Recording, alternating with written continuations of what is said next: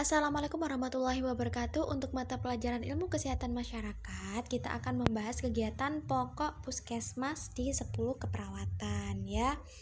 Jadi program puskesmas itu terdiri dari program pokok puskesmas. Ya, yang pertama itu adalah promosi kesehatan atau singkatannya dari Promkes, yaitu penyuluhan kesehatan masyarakat, sosialisasi program kesehatan perawatan, kesehatan masyarakat atau Perkesmas. Jadi intinya biasanya kegiatan-kegiatan pokok dari Promkes itu sendiri biasanya itu banyak kegiatan-kegiatan yang berhubungan dengan kesehatan pastinya. Contohnya seperti promosi tentang kesehatan, tentang memberikan penyuluhan tentang HIV, tentang diare.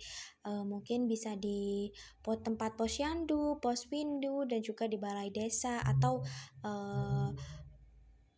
seperti golongan PKK, RT, RW, nah seperti itu. Jangan memberikan informasi seputar penyakit yang dituju kepada masyarakat. Jadi tujuannya supaya masyarakat bisa mendapatkan informasi yang lebih lengkap. Ya, jadi dia paham, bisa mengetahui apa jenis penyakit tersebut, bagaimana cara penanganannya dan lain sebagainya. Nah, untuk pencegahan penyakit menular, ini surveillance epidemiologi. Contohnya itu ini ada kasus TBC, kusta, DBD, malaria, flu burung, ISPA, diare, IMS, infeksi menular seksual dan rabies. Biasanya kalau pada suatu daerah tertentu kalau sudah mengalami kejadian-kejadian KLB ya. KLB itu singkatan dari kejadian luar biasa. Misalkan contohnya seperti penyakit DBD itu biasanya dilakukan teknik pencegahan itu seperti dilakukan fogging atau pemberatas jentik. Di situ mungkin sebelumnya mungkin ada atau beberapa orang yang terjangkit penyakit DB. Nah, jadi kalau sudah KLB itu bukan hanya satu orang aja ya, bahkan lebih banyak yang menderita DBD. Nah, itu harus ditelusuri lebih lanjut dengan tim nakes. Ini penyebabnya apa? Nah, itu. Kemudian untuk program pengobatan, ini ada rawat jalan poli umum, rawat jalan poli gigi, unit rawat jalan inap, keperawatan dan juga kebidanan untuk UGD dan juga puskel atau puskesmas keliling. Nah, untuk program pengobatannya itu biasanya nanti kamu akan ketika kamu PSG di puskesmas itu nanti kamu akan dibagikan per ruangan. Jadi mungkin si A di ruang apa, si B di ruang apa, itu nanti biasanya itu tiap minggu atau beberapa hari sekali ya, tergantung dari puskesmasnya, itu nanti dibagi. Jadi kamu di ruang apa, seminggu kemudian di ruang ini, jadi rollingan, jadi gak menetap di ruang itu aja, supaya kamu mendapatkan informasi dan juga ilmu yang lebih luasa mengenai puskesmas dan juga jenis-jenis pelayanan. Ya, ini biasanya juga ada UGD. Selain UGD itu biasanya tempat farmasi ya, dan juga laboratorium dan juga loket biasanya itu. Nah, untuk kesehatan, kalau untuk KIA, kesehatan ibu dan anak, itu ada ANC, PNC dan juga KB ya. Kalau ANC ini antenatal care, jadi pelayanan saat ibu hamil. Nah, kalau PNC postnatal care itu adalah pelayanan ibu pasca melahirkan atau masa nifas. Nah, ini kalau di sini untuk persalinan itu sendiri sebenarnya INC, intranetal care ya. Dan juga biasanya itu Bumil, rujukan yang resiko tinggi dan juga kemitraan dukun. Jadi pengadaan kemitraan kerjasama dengan dukun. Nah, seperti itu contohnya dari program-program yang dilalui oleh KIA. Jadi untuk apa ya, peningkatan gizi, penimbangan pelacakan gizi buruk dan juga penyuluhan gizi. Jadi penimbangan itu biasanya ada ruang gizi tertentu.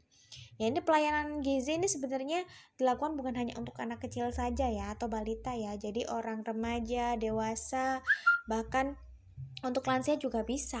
Ya, jadi lihat, kita deteksi orang ini mengidap gizi buruk apa tidak. Terus kemudian kita memberikan penyuluhan bagaimana kita memiliki gizi yang seimbang, gizi yang baik. Untuk kesehatan lingkungan, ini pengawasan SPAL, saluran pembuangan air limbah, semi jaga dan juga institusi pemerintah survei jentik nyamuk. Jadi untuk survei saluran pembuangan air limbah ini biasanya itu lokasinya bagaimana, jadi kedalamannya bagaimana, dekat dengan lingkungan masyarakat. Apalagi kalau contohnya ini pembuangan sapi tank. Iya.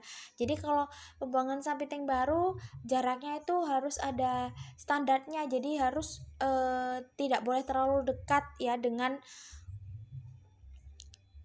apa? Dengan tempat pengobaran air ya, air bersih. Jadi supaya air tersebut tidak mudah tercemar dengan bakteri E. coli yang akibat dari penyakit atau bakteri E. coli itu bisa menimbulkan penyakit diare ya. Jadi nggak boleh deket-deket dengan tempat sumber bor ya. Untuk pencatatan dan pelaporannya, ini ada sistem pencatatan dan pelaporan terpadu Puskesmas SP2PT. Jadi Puskesmas itu di sisi lain ada perawat dan bidan dan juga dokter. Tugasnya bukan hanya melayani masyarakat saja. Mereka itu juga wajib tiap bulannya rutin memiliki laporan-laporan sesuai dengan hasil kinerjanya, tindakan apa yang dilakukan kepada masyarakat. Untuk program tambahan dan tunjangan Puskesmas, program penunjang ini biasanya dilaksanakan sebagai kegiatan tambahan sesuai kemampuan sumber daya manusia dan juga material Puskesmas dalam melakukan pelayanan. Yang pertama, kesehatan mata. Ini pelacakan kasus dan juga rujukan, jiwa, pendataan kasus rujukan, dan juga lansia, pemeriksaan jaringan. Nah, itu biasanya kalau untuk kesehatan mata, biasanya itu kita pastinya sudah pernah mengalami ya ketika SD, SMP, bahkan SMK pun ada tim kesehatan sendiri, baik itu dokter, perawat, dan juga bidan. Kita dilakukan screening ya. Jadi tiap anak itu diperiksa apakah matanya normal atau dia mengalami masalah. Jika mengalami masalah itu biasanya diberikan rujukan. Kalau misalkan ada dokter tertentu di puskesmas yang bisa menangani, tidak masalah. Tapi kalau sudah agak mungkin minusnya lebih, itu bisa dirujuk ke rumah sakit atau tempat yang lebih lengkap atau bisa melayani dengan baik ya. Terus kemudian untuk kesehatan reproduksi remaja, ini dia dilakukan tindakan penyuluhan dan juga konseling. Dan untuk kesehatan sekolah, pembinaan sekolah sehat, pelatihan dokter kecil. Nah, ini mungkin salah satu di antara kalian ini pasti ada yang ketika SD itu dilakukan pelatihan dokter kecil, pasti ada ya. Kemudian untuk reproduksi remaja ini biasanya entah itu beberapa bulan sekali itu dilakukan konseling sebenarnya apalagi ke tempat-tempat SMP, SMA, karena mereka itu sudah memasuki tahap remaja. Jadi rasa ingin tahunya tentang kesehatan reproduksi itu lebih tinggi. Dan untuk kesehatan olahraga, senam, kesegaran jasmani, biasanya kegiatannya ini dilakukan di mana? Mungkin di desa atau di puskesmas. Mungkin anggotanya itu seperti lansia. Jadi senamnya itu bermacam-macam ya. Ada senam jantung. Terus kemudian senam ini biasa dilakukan itu mungkin rutinnya mungkin seminggu sekali atau seminggu 2 kali seperti itu. Nah, demikian untuk dari kegiatan pokok dari puskesmas. Jika ada yang tidak jelas silahkan bertanya langsung ya ke saya. Demikian, wassalamualaikum warahmatullahi wabarakatuh.